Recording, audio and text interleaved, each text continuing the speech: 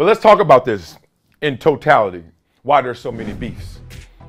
Why there's so many issues. Let's just talk through that and get up out of here. I'll tell you why there's so many beefs. I'll tell you why Cat Williams had to go light up everybody. I'll tell you why Jason Whitlock always going at Stephen A. and then Stephen A. going at him. I'll tell you why Stephen Jackson's always in. I'll tell you why Kwame Brown go at Stephen A. so much. It's because that survival spirit that we all have, that athletic spirit, whether you are an athlete or you just around these athletes, everyone sees the ball on the ground right now. Y'all watch football. When you see that ball on the ground, there's nothing more vicious than everybody trying to get that ball. That bag is what I'm talking about. That ball is that bag, that opportunity. Wait a minute, I can capture this. Wait a minute, we can get some of the audience from ESPN and Fox. Wait a minute, some of the people that used to work at ESPN and Fox are now doing it in an independent space, so we can now convert that and bring that energy and bring that level of professionalism, expertise, and market that. Wait a minute. That ball's on the ground. That bag is on the ground. And cats are grabbing it, right? Over at Brinks TV, we're grabbing it. Cam and Mace over there grabbing it, right? They got their deals. And you see it everywhere. FanDuel, DraftKings, BetUS, etc. So what's happening now is everyone's coming off, and I know I'm guilty as well. When I talked about Stephen A., I ain't feel good about it. I wasn't stepping up for Max. I was like, dog, is this the game we playing?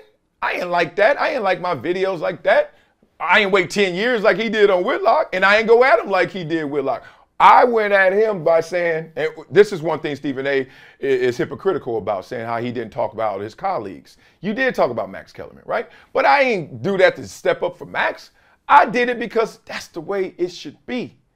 Like, I am totally fine with somebody coming at me. Just know two things. One, I'm not going to really take it to heart. Not really, unless I really like you. But two, I'm coming back.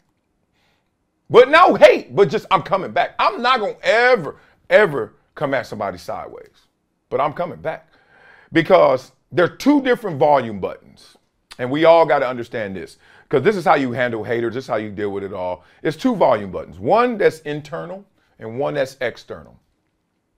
Right now, because of social media, because of all these clips, because of all these shows, the external volume button is loud. Tell you something about me. My internal one is louder.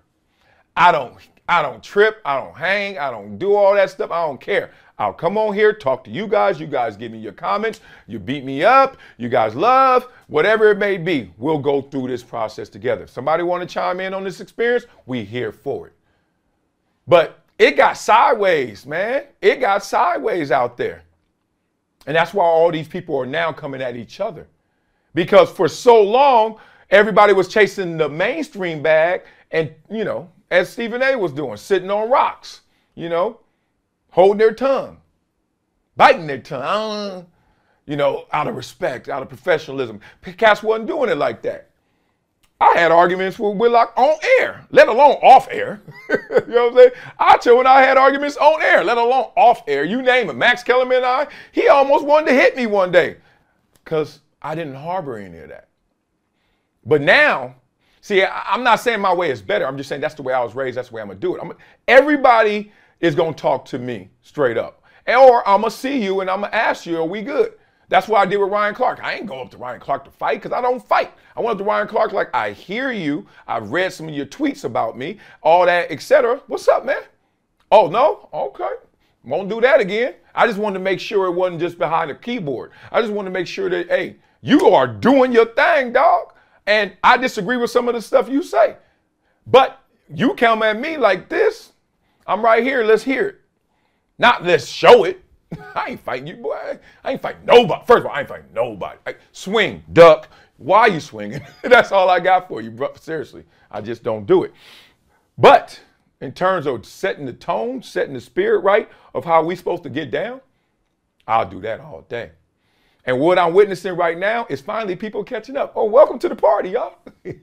Yo, now you want to correct them, huh? You've been sitting on them rocks for so long. Got tired of it.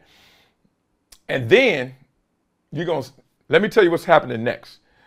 After we get through the phase of the gremlins, so everybody going to get everything off their chest, right, in independent space, and, oh, I'm going to talk about that, I'm going to talk about that. You know what's going to happen next? They're going to realize, oh my God, we are no longer talking sports like that. We are now the football player. We are now the competitor who sits there and feels all of the issues trying to ball. Pain, how hard it is, how good the opponents are. Yep. And then everybody is going to know exactly what this is about. Wasn't about no damn sports. Wasn't about no damn Patriots going to beat the Jets. So what? Stop playing. You ain't that damn emphatic about that. You know what you're emphatic about? You. And now we just going to have naked truths out here. You're going to start seeing everybody's naked truth, and everybody's going to have more intimate conversations with the audience, and the audience is going to demand that. That's why y'all get mad when all the smoke or Steven Jackson says, I wouldn't let him say all that, protect the relationships. You're like, what? Because we got to course correct this world. We got to course correct because everybody in the spirit of being altruistic and trying to make sure everybody is respected and included and everybody is feeling good, we done forgot there's levels to this. We done forgot there's levels to this, just like the sports we're talking about, allegedly. We were talking about. It's going to be each other now that we talk about. So welcome to 2024, y'all. Y'all know me. I'm not a hater. I just tell the truth too early. And I've been telling y'all this. And that's why I did this show just like this and talked about everybody else, because I was like, watch it. Look at them. Never shut up. Now they starting to talk and they ain't going to shut up. That's the game. So y'all look out for all this and tell me if y'all even like this. I can't lie. This beat's talking about the Jets and Patriots. I always use that example.